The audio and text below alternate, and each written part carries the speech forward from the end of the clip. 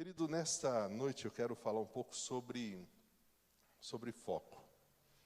E quando você olha essas palavras, foco, motivação, dedicação, desculpas, quais têm sido as mais frequentes, quais têm sido aquilo que é realidade na sua vida? Você é uma pessoa que é focada, você tem foco, você é mais motivado do que focado, você é mais dedicado do que motivado, ou você só dá desculpas? Como que está isso com você? Você já teve a sensação de que está cada vez mais difícil hoje manter o foco? Não sei se você percebeu isso, mas parece que cada dia mais fica mais difícil a gente manter o foco, porque são muitas chuvas de estímulos, e isso tem feito com que o nosso cérebro fique tentado a dar atenção a tudo aquilo que nos chama a atenção, e a gente não consegue mais manter o foco. E talvez você passe o dia olhando para várias coisas, e o que você tinha que olhar e fazer, você não fez. Os aplicativos, as redes sociais, hoje pelo menos 6,4 bilhões de pessoas têm um smartphone. Nós vemos hoje essa variedade de aplicativos. Hoje nós precisamos nos defender dessa chuva de estímulos. A cada dia aumenta os serviços de streaming, podcasts, de filmes, de vídeos, de livros, de notícias, todas as formas possíveis de informação, de entretenimento que querem a nossa atenção.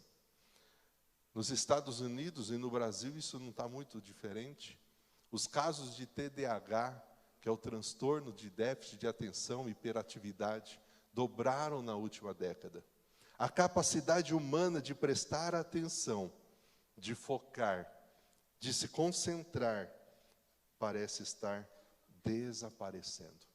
As redes sociais foram tomadas hoje, assim como muitas pessoas estão viciadas e não conseguem manter o foco porque estão somente olhando para aquilo que a tecnologia quer nos prender, há um outro grupo de pessoas que tem gerado um movimento, não sei se você já ouviu falar do jejum da dopamina.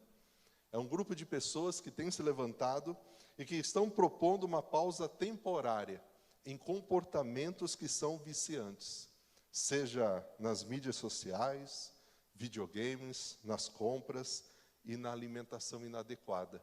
Então, o jejum de dopamina é um grupo de pessoas que tem estabelecido o desafio de não ser mais controlado, mas controlar as coisas que estão à nossa disposição.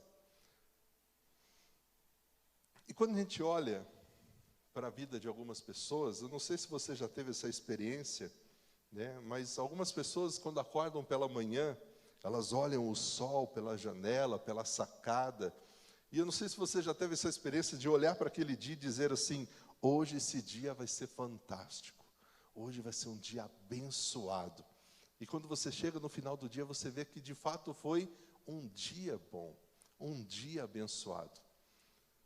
Mas tem dia que parece que ele está meio chuvoso, tem um temporal, você olha, você vê aquela chuva, você vê aquele dia, e você pensa assim: hoje podia ser domingo, eu queria dormir um pouco mais.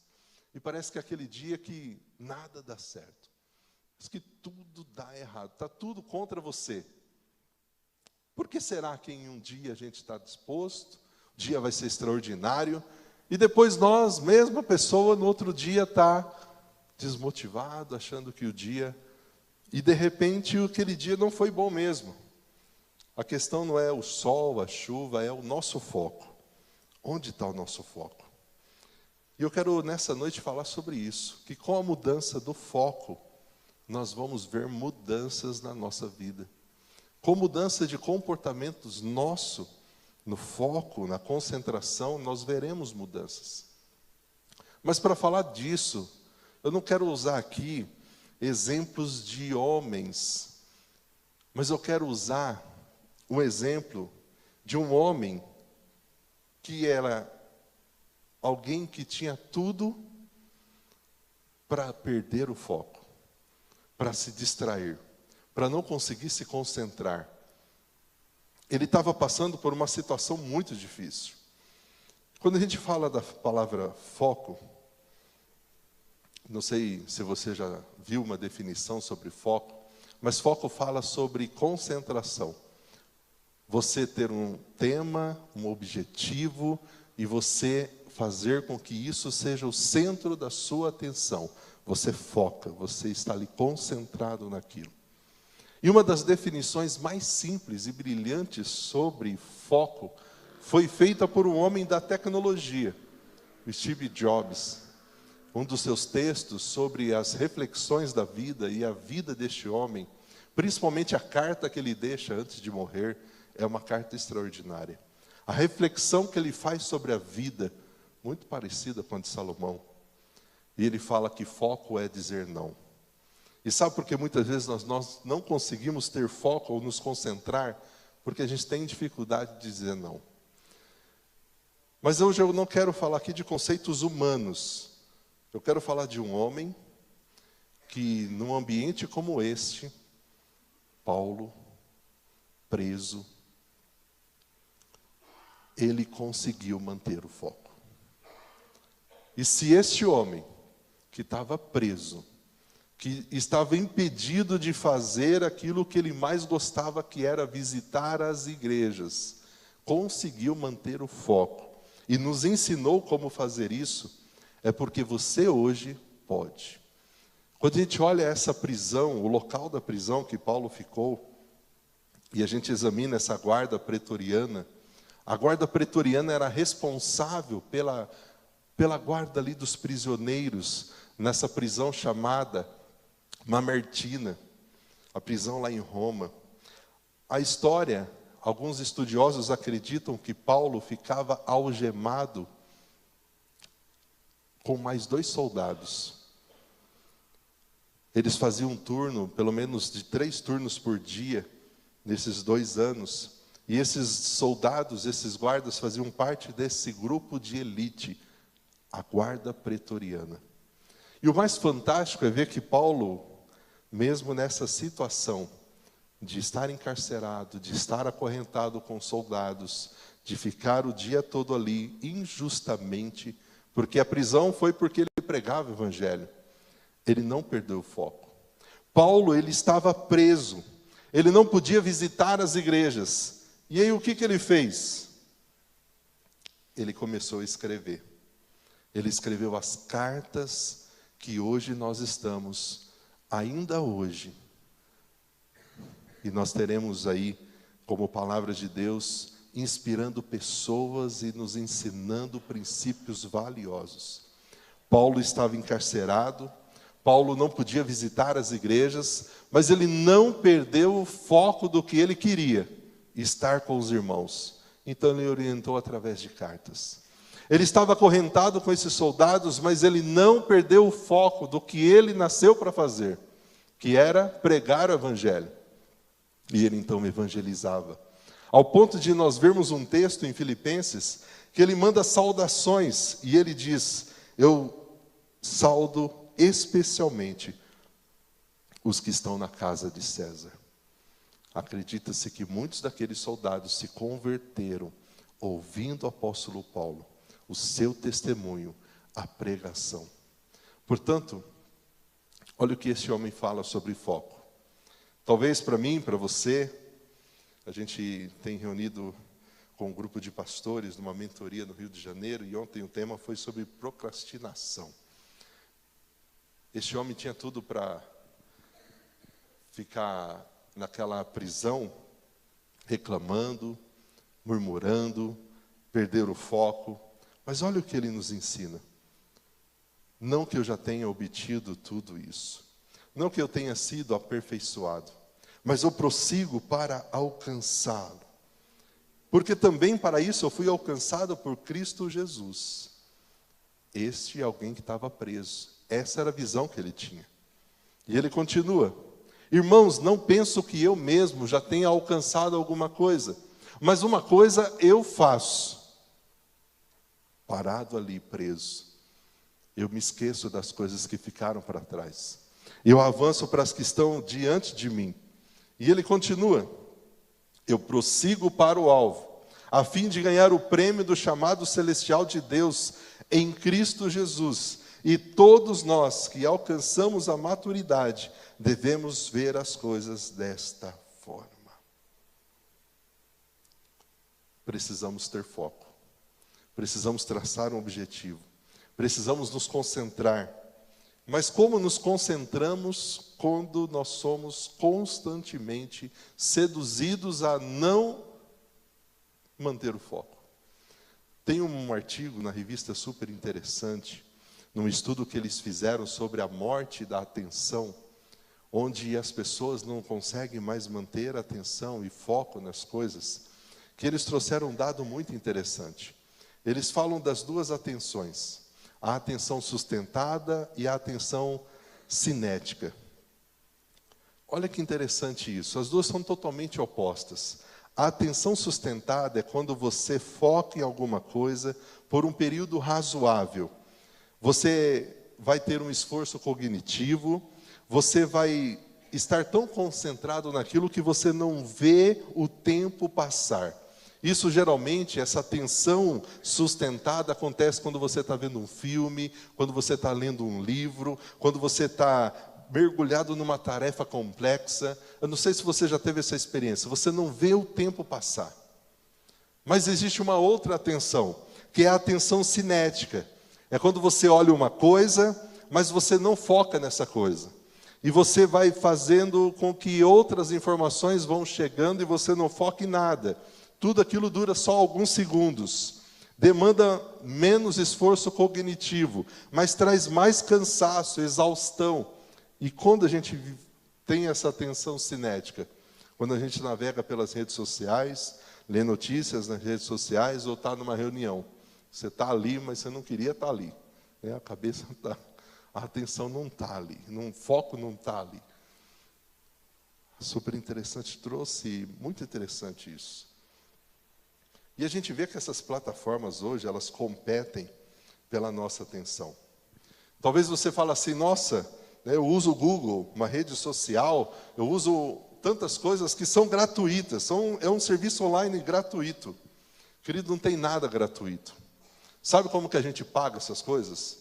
Com a nossa atenção e com os nossos dados. A gente paga esses serviços que são gratuitos com a atenção que a gente dá a eles e com os nossos dados. As grandes empresas de tecnologia, elas existem para alcançar a sua atenção e pegar os seus dados. Essas plataformas, elas competem entre si para que elas tenham mais usuários. E elas usam um arsenal de notificações constantes, de recompensa se você usar o aplicativo, de personalização de conteúdo e de outros truques. Para eles, a nossa atenção é economia, é dinheiro. Eu não sei qual seria a sua reação se você no seu dia, seja na família, seja no trabalho, seja onde for, se você estiver tentando se concentrar, manter o foco, e toda hora vem alguém te cutuca para te distrair. Como que você reagiria? Toda hora você tenta se concentrar, vem alguém, para um pouquinho, me ouve aqui. Aí você tenta se concentrar, vem de novo alguém. Você ficaria em paz? Você sabia que isso já acontece hoje com você e você nem percebe? Como que isso acontece, pastor? As notificações. As notificações que a gente recebe no celular é como alguém cutucando a gente.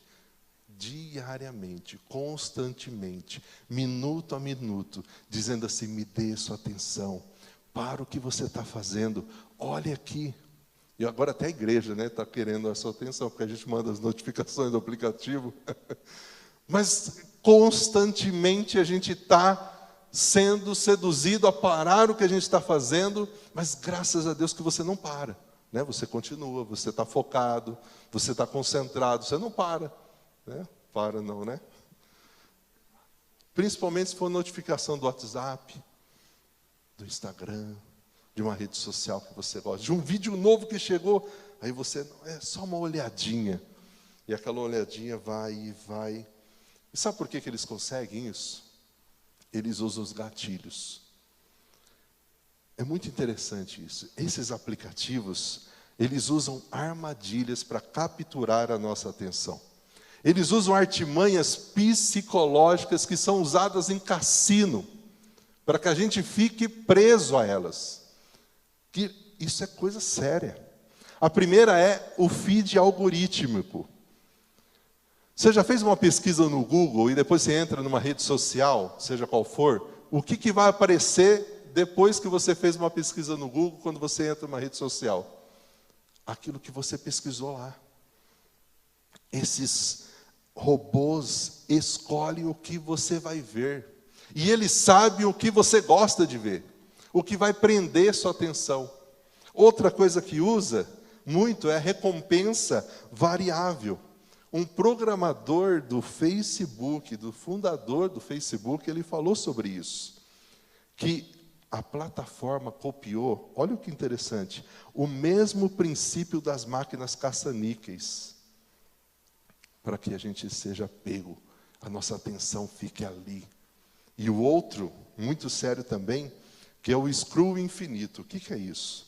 Houve um tempo em que as páginas tinham fim. Você rodava, acabava.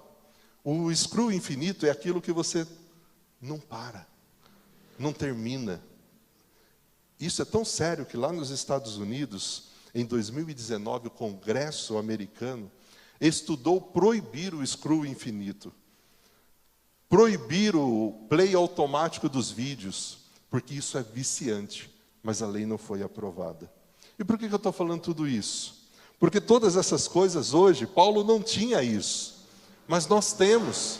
E essas coisas querem roubar a nossa atenção, querem tirar o nosso foco. E muito mais do que nos atrapalhar no trabalho, nos atrapalhar na família, ela também tira o nosso tempo com Deus. Elas nos afastam de Deus. Então, querido, se você mudar o foco, você vai ter resultados diferentes. E é por isso que Paulo, este homem, mesmo preso, ele não perdeu o foco. Irmãos, não penso que eu mesmo já tenha alcançado. E quando você lê o capítulo 3, o que ele está falando aqui é sobre a sua religiosidade, todas as coisas que ele cumpria como alguém religioso. E ele está dizendo que mesmo com todas essas credenciais, ele ainda não tinha alcançado tudo. Uma coisa eu faço.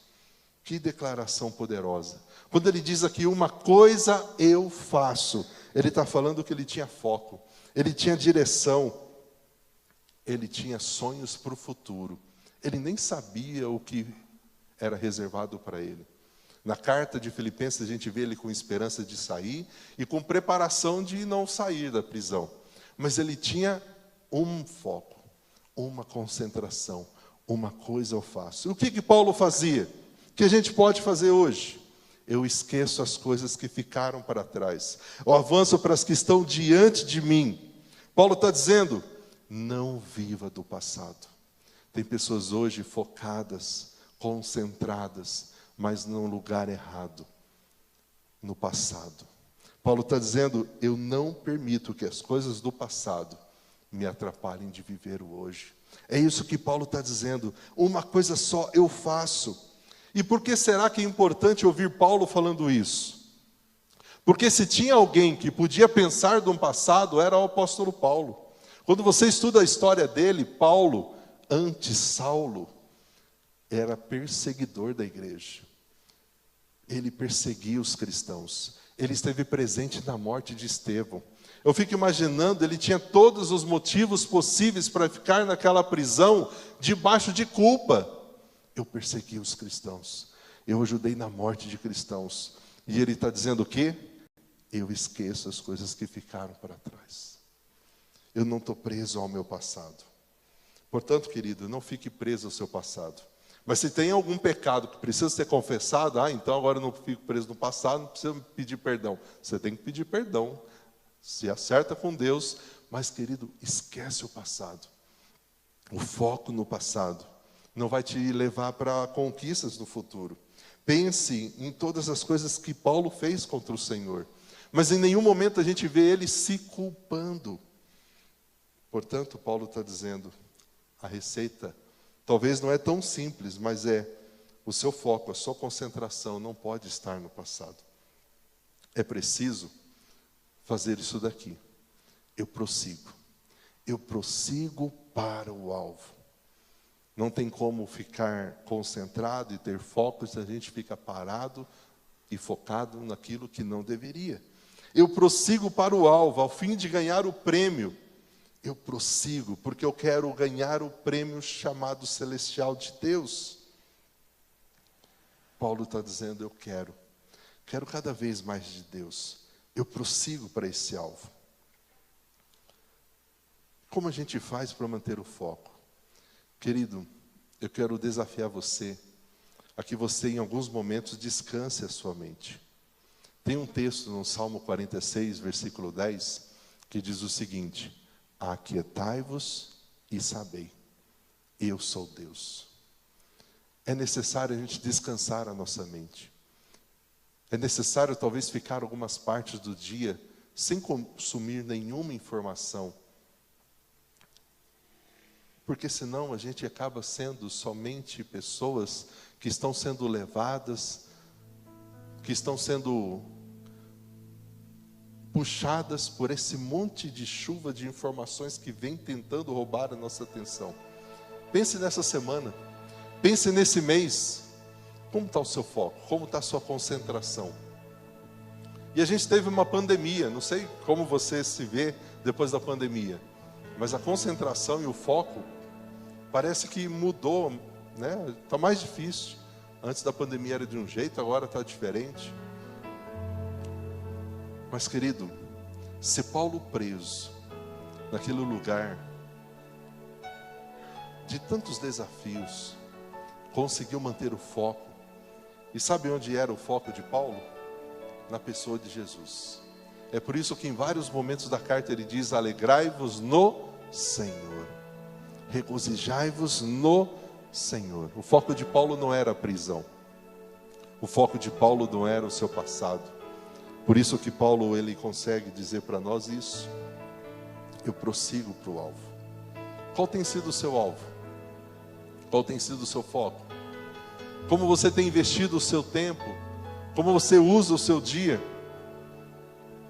Será que você tem permitido que essa pessoa, que são as nossas notificações, eu, graças a Deus, não tenho, porque eu silencio todas elas.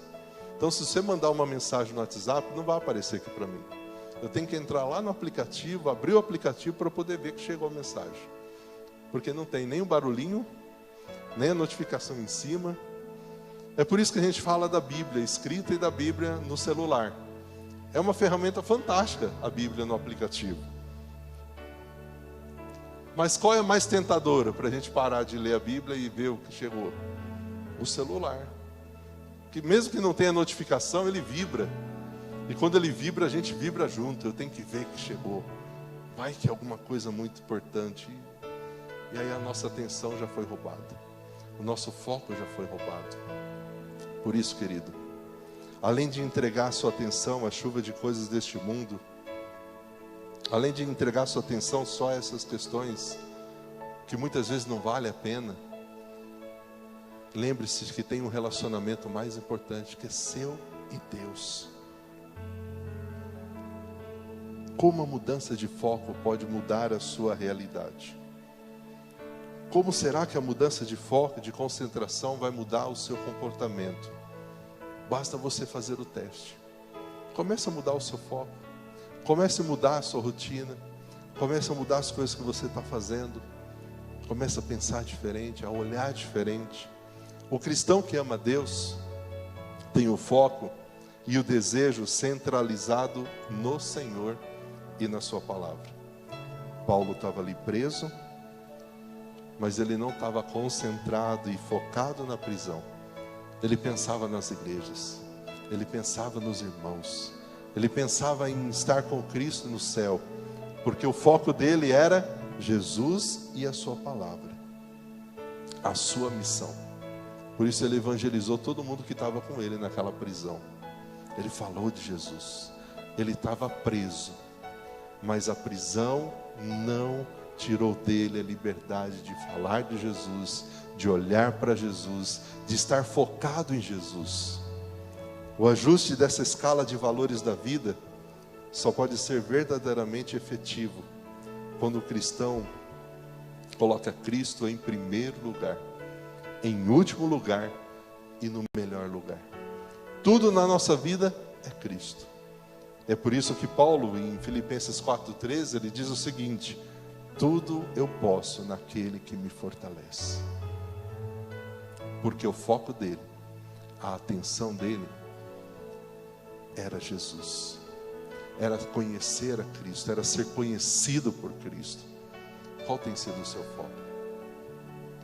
Vamos continuar sendo controlados, manipulados, ou nós vamos controlar e escolher o que de fato a gente permite, a gente assistir, a gente receber de notificação, seguir, compartilhar. Querido, isso é muito sério, porque se você fizer uma avaliação sincera do tempo que você gasta com essas coisas e do tempo que você gasta estudando para ser um profissional melhor, fazendo um curso de especialização, tendo um tempo de conversa com amigos, você vai ver que essas coisas que de fato valem a pena ficam lá embaixo, porque o nosso tempo está indo para essas outras coisas. É só a gente ver o tanto de acidente que tem, porque o motorista está olhando para onde? Vira e mexe, você tem que dar aquela buzinada abençoada, né? No abençoado, porque ele não consegue nem ver na faixa que ele está andando. Porque o que tem na mão do abençoado? O bendito celular. Porque as pessoas parecem que estão perdendo a noção, né? É a geração da cabeça baixa, todo mundo assim. Vai atravessar a rua olhando o celular. Não consegue desgrudar mais disso. Vai no banheiro. Leva o celular. Para que tem que levar o celular no banheiro? Hã? Para que você usa o celular no banheiro? A gente não consegue mais fazer as coisas que são valiosas, preciosas, sem isso. Converse com as pessoas que têm mais experiência que a gente, que não tinham isso, conseguiram viver, conseguiram tantas coisas, mas a gente acha que não consegue mais. Então, querido, onde está o seu foco? Onde está a sua concentração? Onde estão os seus olhos? Eu quero avançar. Eu quero continuar prosseguindo. Eu quero caminhar em direção ao alvo. Eu quero isso. Eu não quero ficar com os meus olhos presos no passado, preso em coisas que não valem a pena. E se você quer isso também, querido, fica de pé.